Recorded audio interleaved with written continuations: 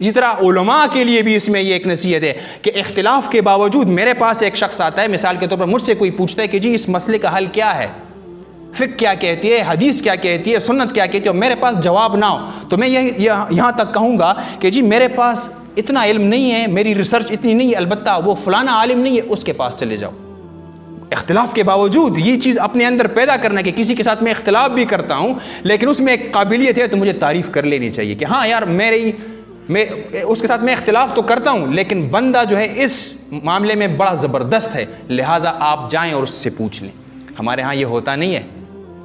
یہ بھی شفاعت ہے۔ تو اچھی بات کرنا، یہ یاد رکھیے گا کہ قیامت کے دن آپ حیران ہو جائیں گے، آپ نے اپنی زندگی میں اپنے خود سے شروع کرتا ہوں، میں نے کن لوگوں کی سفارش کی، ہاں اس کو رکھ لیں، اس کو بندوق چلانی آتی ہے، سیکیورٹی گارڈ کے طور پر بالکل صحیح ہے، کمپیوٹر آپریٹر کے طور پر بالکل صحیح ہے، اس کو اپنی بیٹی کا رشتہ دے دیں، کتنے ہیں، میں نے اس بیچ میں آیا ہوں گا،